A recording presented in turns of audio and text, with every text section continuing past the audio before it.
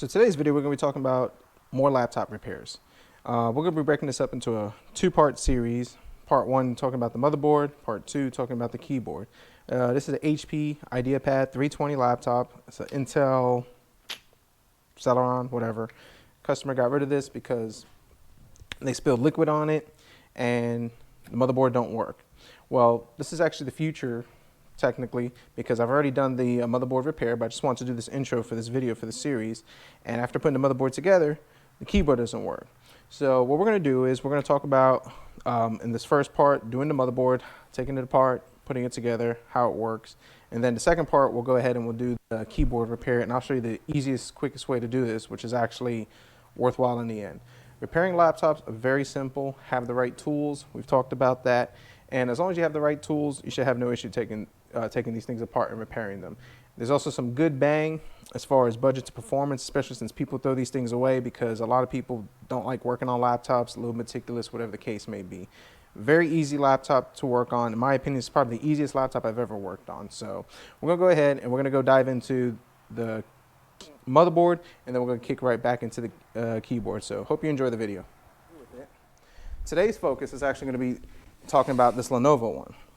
Now, this Lenovo one decided to take a little bit of a bath. The customer had called, stated, hey, I spilled some water or juice, soda. I don't remember what they spilled there. They spilled liquid inside the laptop. When you spill liquid inside any electronic component, the first thing I usually tell people is do not turn it on. Don't turn it on right away. Let it dry out.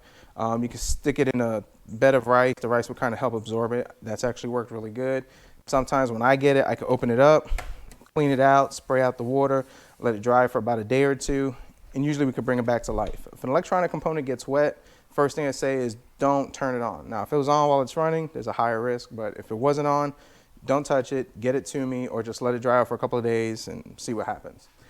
So this laptop, the customer spilled something on it. You can see I got my little bag of screws, which we need to get that out over here. And the laptop stopped working. So the first question I asked was, did you turn it on? Their answer was yes. Well, unfortunately, that was not a good idea. This is a Lenovo. I forget which one it is, but I know it's an i3 7th gen. Has a 1 terabyte hard drive, has 4 gigs of RAM, I believe, I'm not mistaken. I'll put the model below if I'm able to do it. A lot of these laptops don't have the models on it, so it kind of sucks. You have to kind of find it another way. So yeah, today we're going to be talking about this laptop and how we're going to fix it and repair it, if it's fixable, what happened to it, and what we can do. So with any laptop, you need the right tools. I was always told growing up, if you don't have the right tools, don't do the job. And I'm a firm believer. Yes, you can make the tools. Yes, you can improvise, but sometimes it costs you more money if you break something. Yeah, and if you got to improvise, it's more time. Time is kind of money nowadays, so just keep that in mind. So in this laptop, what we're going to do is we're going to open it up. I got this kit from Walmart. I've talked about this before in my other videos. It was like 20 bucks. I've used it for a year, and it's been great. So we already got the bottom screws off. So what we're going to do is pull out the CD-ROM drive, which nobody ever uses that anymore. Maybe they do. And I've already taken out all the screws over here. So there's a crap ton of screws, and they're out. So the next thing I typically like to do is we got to pry on it. When prying on these laptops, I always say this, just pry carefully and just little by little. So find a spot and just kind of go along the line and just nice and easy. Don't force nothing. Okay, and as you can see, it's starting to come up little by little. I've opened this up before, and here we go. So now it's removed. Laptop is out, and we'll get to work on it. So let me fast forward a little bit, and I'll show you what was wrong with this laptop, what exactly happened, and how we're going to fix it.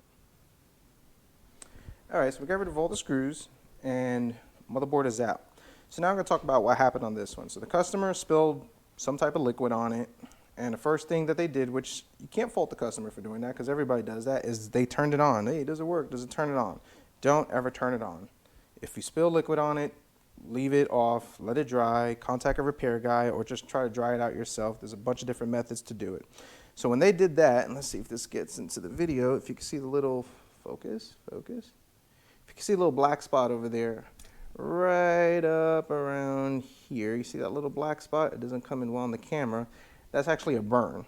So when they turned this on, this actually shorted and it burned out right over here.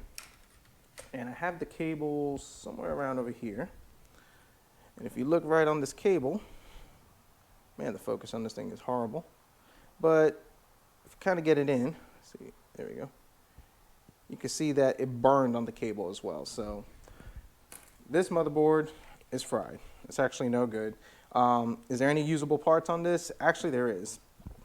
If you take off the cover on this motherboard, this has a 4 gig of DDR4 memory, and you can still use it. So extra parts, which is good. So don't necessarily throw things away because you might need extra parts off of it. So we're not going to be able to use this motherboard. We're going to actually toss this to the side.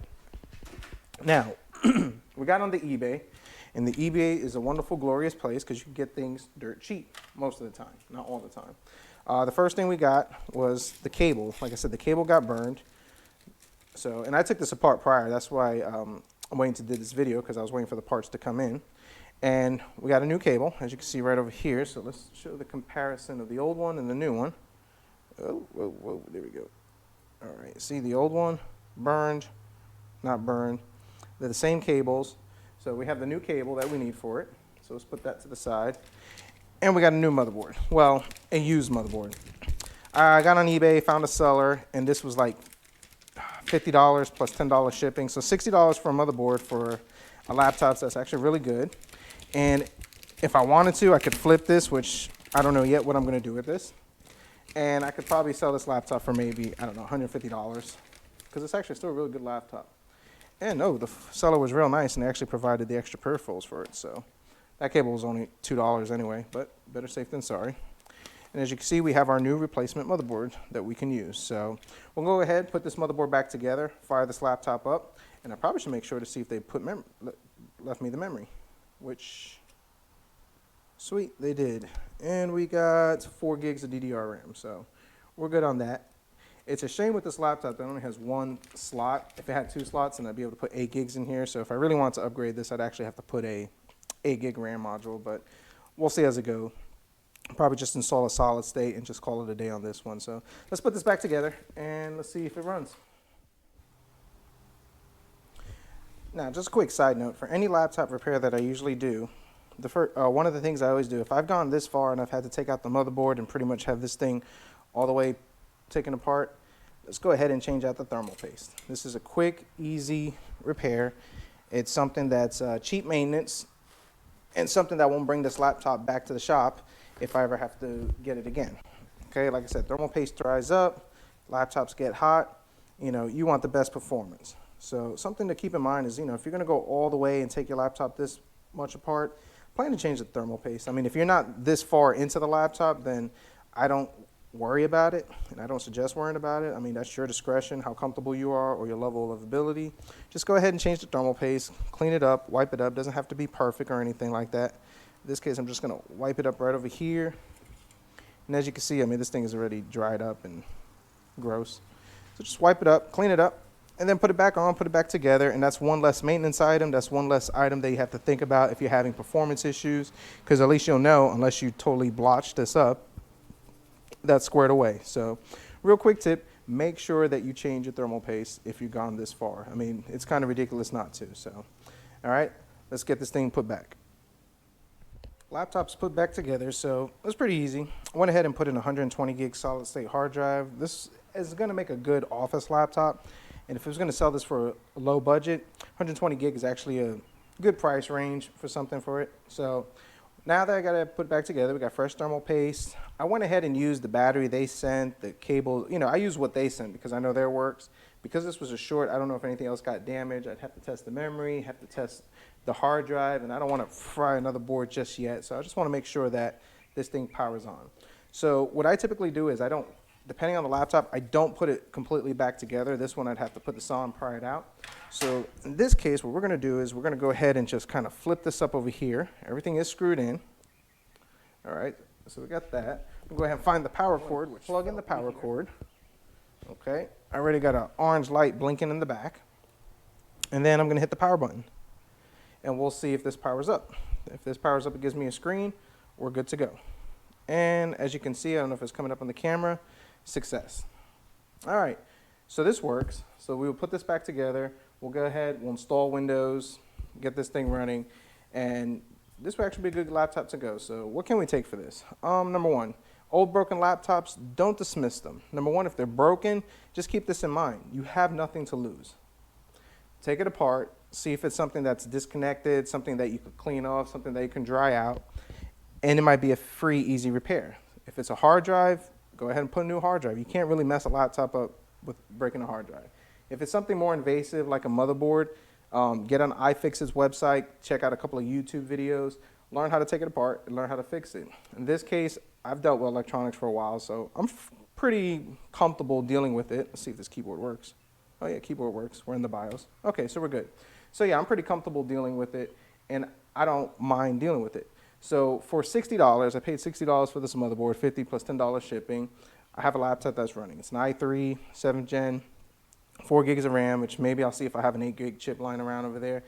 And for $60, I got it running. The customer didn't want to put the money into it because it was going to cost them a little more. They was going to cost them $60 for the part, and then I charge a small installation fee, and I think it would have put them at $100. And they didn't want to do it. They'd just rather buy a laptop for a used cheap one at a pawn shop. I don't know. I don't know why they didn't decide to do it, but either way.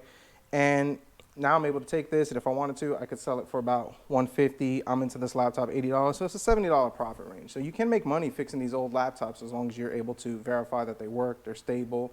We've already gone through the thermal paste. We got a better hard drive in there. So just a quick review, not review, but just a quick tip on how to fix these old laptops. Don't throw them away. Don't. If somebody wants to give you a broken laptop, keep it, because you can make money off of it, or you could get yourself a good computer, give it friends, family, I don't know, give it to anybody. Don't really care what you do with it, but, you know, don't dismay it, and it's also a great learning experience. So comment down below, let me know what you think. Like if you like the video, hit the subscribe button so you can keep up with what we're doing next. Thanks for watching, and we'll see what we come up with next.